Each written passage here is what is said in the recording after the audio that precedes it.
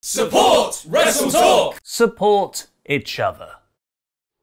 Last night saw This Is the Greatest Match Backlash, with Randy Orton vs Edge arguably being topped by a sea monster debuting in the tag division. More on that in my full Backlash review, and the major injury Edge suffered shortly. But first, news is still coming out about Paul Heyman's firing from Raw, and how AJ Styles clashed with the former executive director ahead of his draft to SmackDown. The Heyman community! Dave Meltzer has revealed in a post on the Wrestling Observer board that Styles blames Heyman for his very close OC friends Luke Gallows and Carl Anderson being fired by WWE in April's mass batch of talent releases. While the final decision was Vince McMahon's, AJ apparently is angry with Heyman for not fighting harder to keep Gallows and Anderson under contract. Shortly after their release, Styles told Corey Graves on the official WWE podcast After the Bell that his friends being let go destroyed him, and he wanted to move to SmackDown so he wouldn't be reminded of them not being around anymore so much. But WWE insider Rovert has claimed on Twitter, so take this with a pinch of salt, that AJ was unhappy on Raw long before that. I've heard a couple of versions of the story, but it is all basically the same thing. AJ Styles had a horrible time on Raw. Him and Heyman didn't get along, and he couldn't handle the banter as the locker room would make fun of him and his politics, conspiracy theories. Orton just made fun of AJ believing the world was flat on last Wednesday's After the Bell. It was the greatest globe! Speaking of, here's WWE Backlash 2020.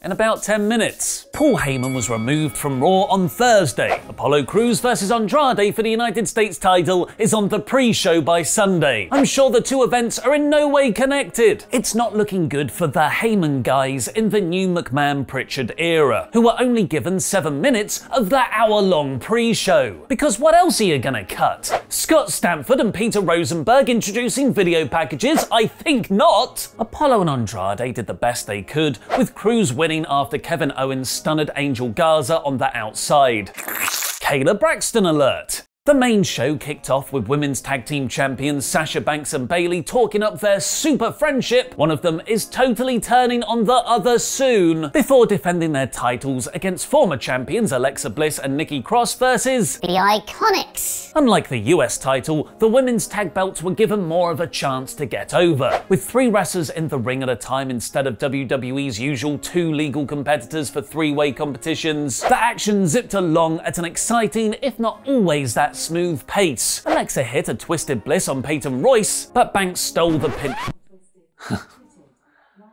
I've just enacted my own Amazon Echo. Alexa, stop. Did you want the song twisted? Hit it, light it. Alexa, stop.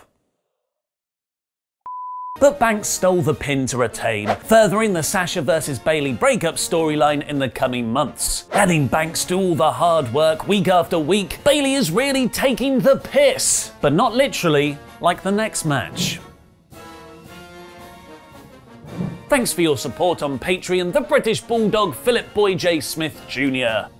These are the texts from Luke Owen I woke up to this morning about Jeff Hardy vs Sheamus, a feud which saw Hardy throw urine in Sheamus's face on SmackDown's Go Home I'm Done With This S-Word show. Pisper in the wind. Capismatic enigma, like charismatic enigma, and team piss stream. That's why we leave the puns at WrestleTalk to Andy Datson. As soon as I saw Jeff taking that test, I just thought, Sheamus, you're in trouble. WrestleTalk has sadly come to terms with the release of Andy Datson. We wish him well in all his future endeavours. But Hardy and Sheamus wrestled with far more intensity and seriousness than their storyline deserved. Full of piss and vinegar, more fitting of a blood feud. Or other bodily fluid feud. They brawled for over 15 minutes, with Sheamus getting his leg on the ropes after a swanton bomb to then counter a barricade-running Whisper in the Wind into a brogue kick for the win. This feud will presumably continue. Next up was the #1 contenders match to face the Omni Flare.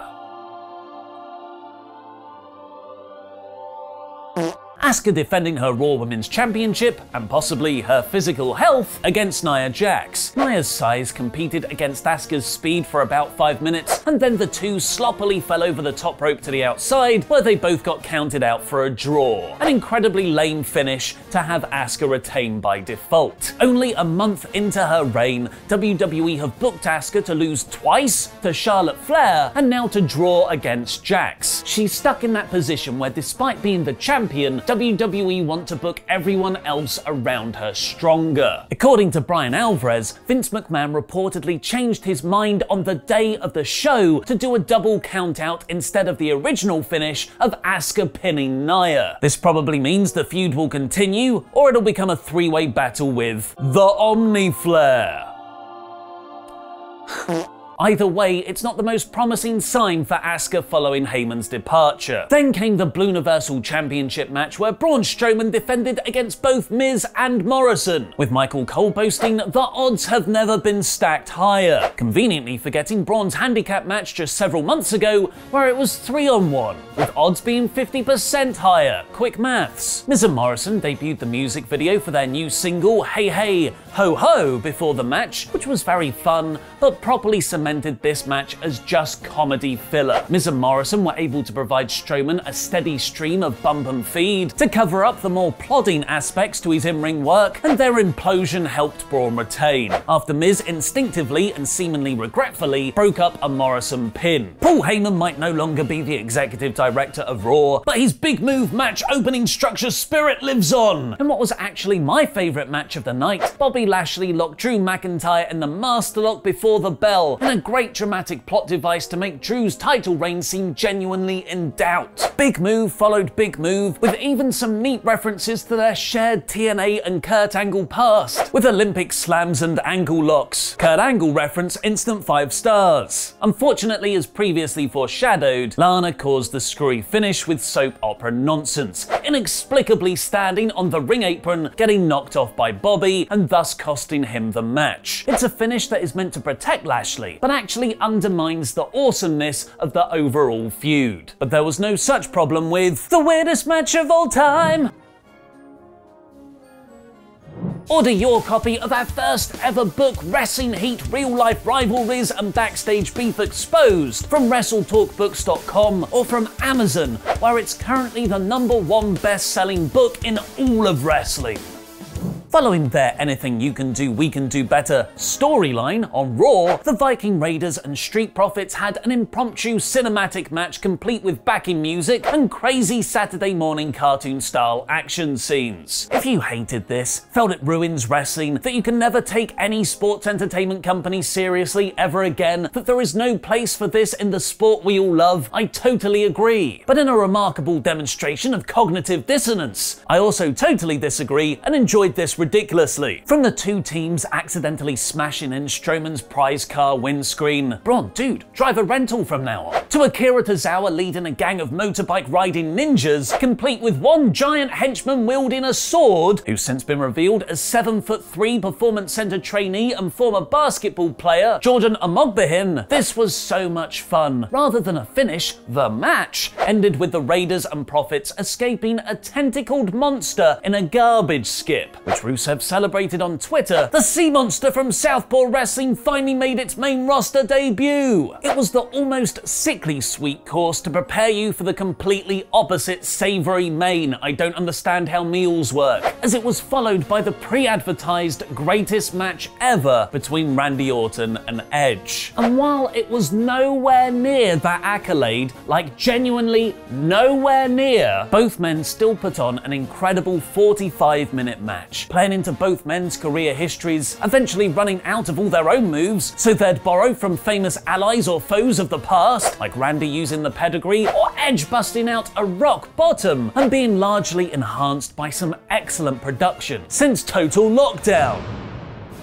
began, wrestling has lent into the more zany, broken universe style of matches to compensate for lacking fans. So WWE must be applauded for trying the opposite here, focusing in on a more sports-style realism. Edge vs. Orton was more like the final boxing match in a Rocky or Creed movie, over the action film fun of Undertaker vs. Styles, complete with an array of new camera angles to augment the storytelling, with ring post cams, a jib, and even one with a camera guy in the ring. It made me wonder, why can't WWE present wrestling like this all the time? Unfortunately, not all of this worked, with the piped-in crowd noise having just as much personality as, well, the piped-in actual crowd, making it sound like a 2K game rather than having any degree of verisimilitude. Big word. At 45 minutes, the match was still very overlong, but it really felt like a war when Randy had to bust out the punt to win. Presumably we'll get a big rubber match between them eventually, which I'm far more into now than after their tedious WrestleMania encounter. But that will unfortunately be a long way away, as both Fightful and PW Insider have confirmed that Edge, in what was only his second match back after coming out of retirement, suffered a torn triceps while filming this match several weeks ago, as it was the only Backlash match that had been pre-taped in advance. The injury, depending on how serious it is, can take between 4 to 8 months to recover from. So that was Backlash 2020 in about 10 minutes. What did you think of the show? Was Randy vs. Edge the greatest match ever? Let me know in the comments down below, because I'll be replying to people from out of the Sea Monsters garbage domain. Arrgh. Aside from the main event, this was a total filler pay-per-view. Nothing about this show made me want to find out what happens next week. Most storylines feel like they're going nowhere, and the ones that did slightly progress, Lana costing Bobby the match, Nia and Asuka drawing, are very uninspiring. Yes, Orton vs. Edge was very dramatic, and the Profits vs. Raiders was fun, but overall, as a complete pay-per-view, Backlash is a 2 out of 5. What are 12 moments that put WWE in serious trouble? Click the video on the right for Adam Blompier's latest list video, and find out how Vince McMahon didn't like Paul Heyman backstage by clicking the video below that, and get your copy of the #1 wrestling book on Amazon, Wrestling Heat, by clicking the link in the video description below. Follow me at Ollie Davis on Twitter and at WrestleTalk_TV, because that was wrestling.